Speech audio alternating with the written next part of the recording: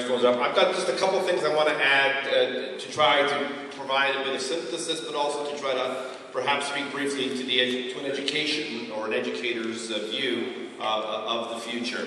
One of the things that you've heard from our panelists this morning is essentially their view of the future.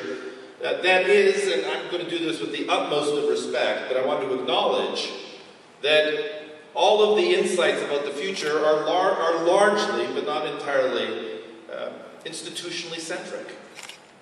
We are the products of our past. We bear that both for strength and for weakness.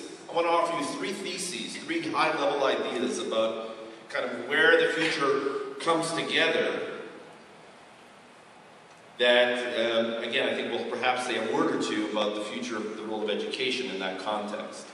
The first thesis is that our future is symbiotically connected one to another. Symbiotically connected institutionally. The walls between our institutions are coming down, and the reason is largely broadband and processes that broadband enable.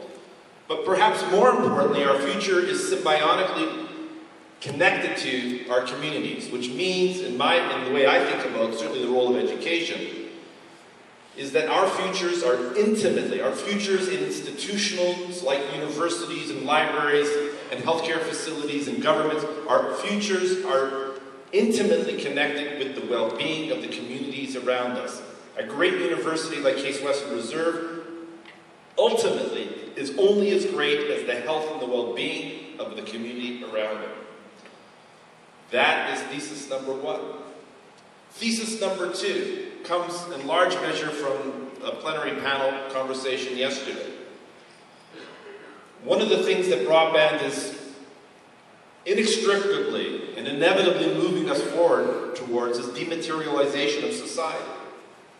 It's enormously provocative and huge opportunities, but I think the second thesis is that as dematerialization becomes part of the DNA of the 21st century, our challenge, and particularly in education, is to figure out the relationship between dematerialization and the human condition.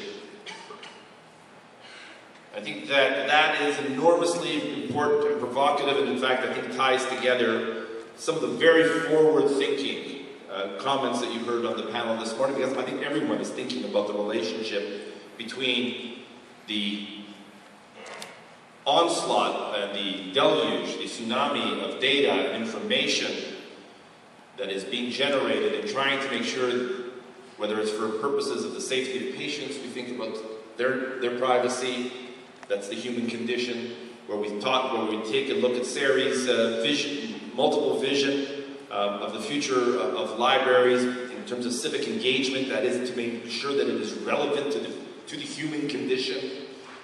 Graham's vision is really about leadership that is intimately committed to a vibrant commitment to the human condition. Of course, Scott's vision of the smart and connected community is about e-citoyen, the e-democracy, the e-citizenship. And again, I think that that's enormously important, and that as we think about futures, especially again in the context of the role of higher education, that we take that on as essentially the core challenge of 21st century higher education is to reposition ourselves, to be relevant to the conversation on the future of the dematerialized society and the future of the human condition. Third thesis, really, and I just want to very briefly share with you, is really the challenge of repositioning, if not reinventing, the role of universities in our society, made not only possible, but actually being required because of the impact of broadband technology around the world. A headline article in last week's Chronicle of Higher Education was University Anywhere. A story briefly about Stanford University's online artificial intelligence course with 135,000 students from 156 countries around the world. Universities Anywhere.